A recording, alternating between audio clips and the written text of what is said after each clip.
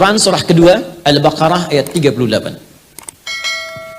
Saat Nabi Adam alaihissalam, manusia pertama, diturunkan oleh Allah ke muka bumi untuk memulai misinya.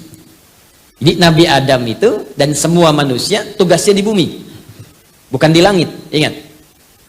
Karena itu ketika diciptakan, diberikan misi sebagai khalifah, kalimat buminya muncul. Al-Baqarah ayat 30. Wa idh qala rabbuka lil malaikati inni ja'ilun fil ardi, bukan fis sama. Ya, fil ardi, di bumi. Karena itu sebelum turun ke bumi, itu oleh Allah di training dulu. Diberikan pembekalan, bekal pengetahuan ayat 31-nya. Wa 'allama Adam al-asma'a kullaha. Bekal-bekal kenikmatan seperti ini mungkin dirasakan nikmatnya. Ya, ayat 35-nya. Ini yang boleh dimakan, ini yang tidak boleh. Ada perintah, ada larangan. Jadi surga yang dimaksudkan di ayat Jannah itu bukan surga yang akan kita tempati. Karena surga yang akan kita tempati tak ada perintah, tak ada larangan lagi. Nggak ada perintah lagi, nggak ada ibadah lagi. Jadi jangan berharap nanti masuk surga masih tahajud terlampau soleh Anda. Ya. Tahajud sekarang, sholat sekarang, nanti tinggal nikmat saja semua. Mala 'ainun ra'at wala udhunun sami'at ala qalbi basyara.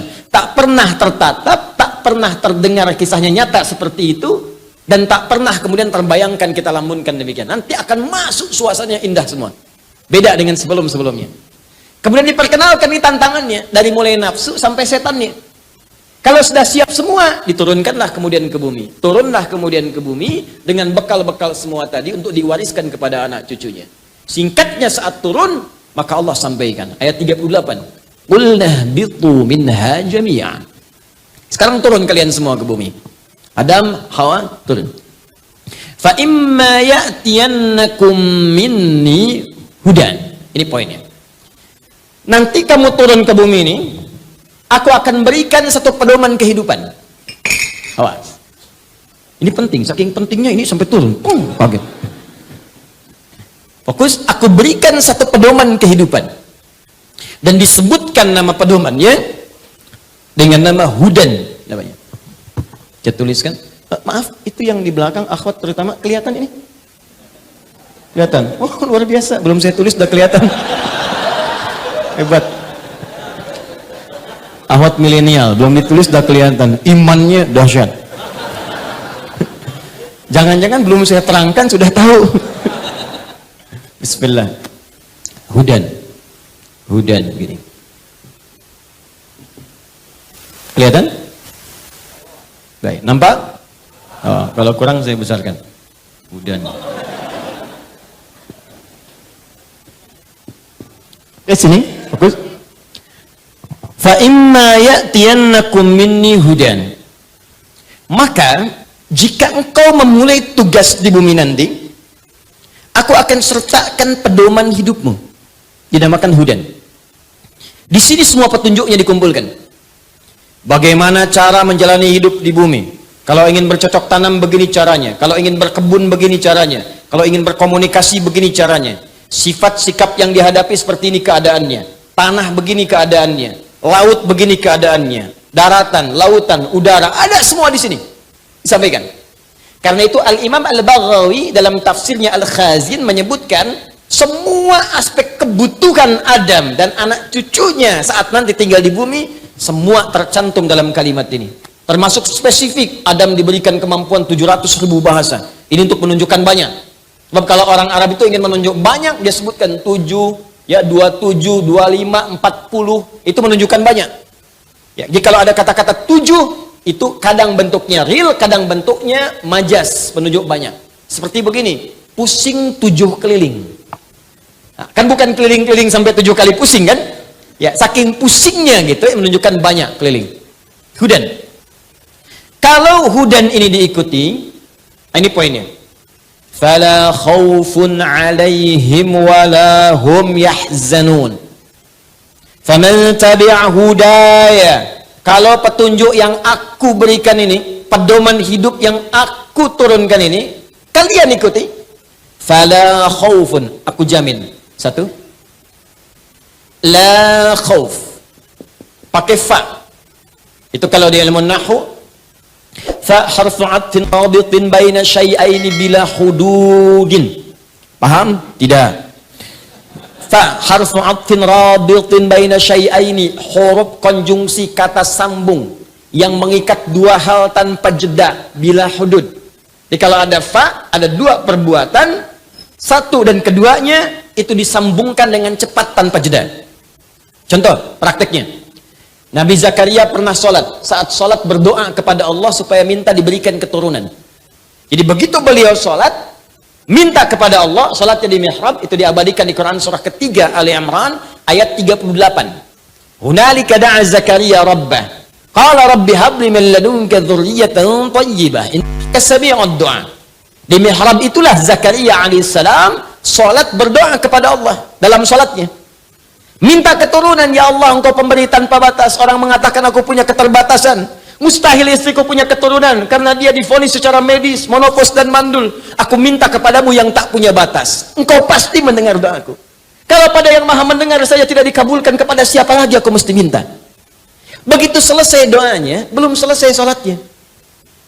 Sholatnya belum tuntas, masih berdiri. Berdiri dalam bahasa Arab disebut qaim, qaimun.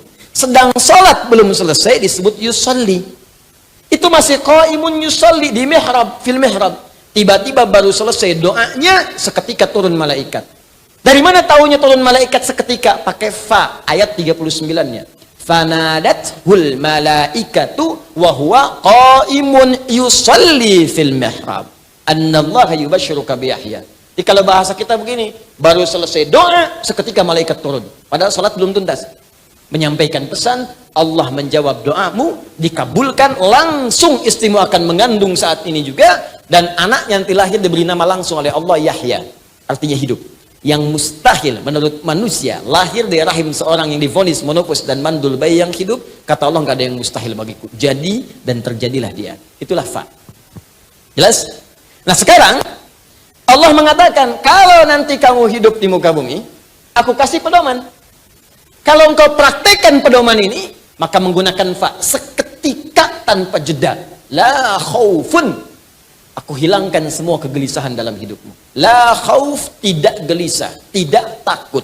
Lawan dari tidak takut, takut. Persamaan dari tidak takut artinya tenang. La khauf, aku jadikan tenang hidupmu. Kamu aktivitas apapun, kalau kamu pakai pedomanku ini, kamu akan tenang. Mau berumah tangga, baca dulu pedomanku, kata Allah. Praktekkan. Begitu dibaca, dipraktekkan, rumah tangga tenang. Enak. Masalah besar selesai dengan senyuman. Kadang-kadang sholat di atas sajadah tuntas. Tapi kalau nggak engkau gunakan pedomanku, nanti kita akan lihat. Kesulitan mungkin akan datang. Masalah kecil diperdebatkan, sampai semakin membesar.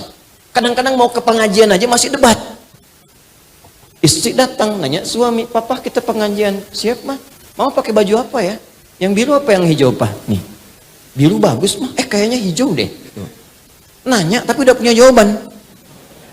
Masih mending kalau dipakai keluar kuning. Kata Allah kalau dipakai petunjukku, senyum selesai. Tapi kalau nggak dipakai, nggak akan tuntas.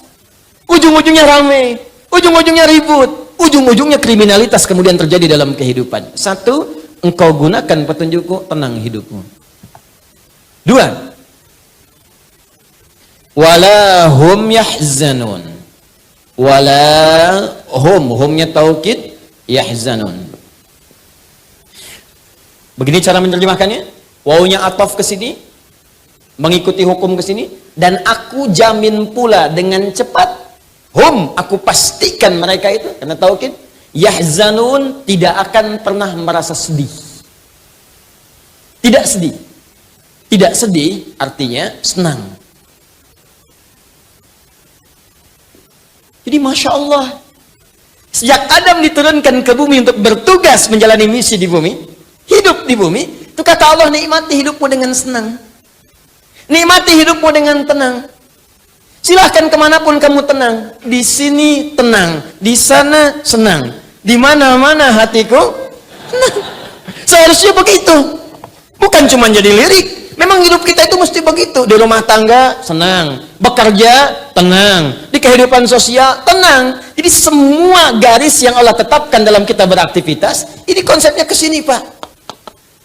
Ya Allah tuh nggak ingin kita susah. Jadi kalau ada orang yang hidupnya susah, bukan Allahnya yang salah, manusianya yang tidak baca pedomannya. Buka akhir ayat 185 di Quran surah kedua Al-Baqarah. Yuridullahu bikumul yusra wala yuridu bikumul usra. Allah tuh menginginkan hidup kalian semua itu mudah, bukan susah, kata Allah. Jadi kalau ada orang hidupnya susah, bukan Allahnya yang salah, mungkin makhluknya yang tidak baca pedomannya. Anda maaf ya, kalau mau ke sini Nurul Asri nggak tahu petanya, kan susah datangnya ke sini. Sudah berniat-niat datang dari awal, tapi petanya nggak dibaca, pedoman nggak dilihat, bagaimana bisa sampainya, Cepi? Susah. Makanya kata Allah, aku turunkan pedoman ini setiap masa berganti, maka akan diupdate sesuai dengan kondisi masanya. Tapi namanya tetap dengan kalimat yang sama, hudan. Karena itulah Bapak Ibu sekalian, teman-teman, setelah Nabi Adam pun meninggal dunia, muncul keturunan beliau berikutnya, setiap keturunan komunitas itu berganti. Kemanapun mereka beraktivitas, maka Allah akan mengutus dan menunjuk seorang manusia menjadi utusan untuk menyampaikan hudan sesuai dengan kondisi umatnya di masa itu. Utusan inilah yang disebut dengan Rasul. Jadi ada Rasul, ada Nabi, itu berbeda. Rasul pertama Nabi Nuh alaihissalam, Nabi pertama Nabi Adam alaihissalam. Nabi ditugaskan hanya untuk pribadinya saja, sedangkan Rasul ditugaskan untuk berdakwah kepada umat menyampaikan pesan hudan ini.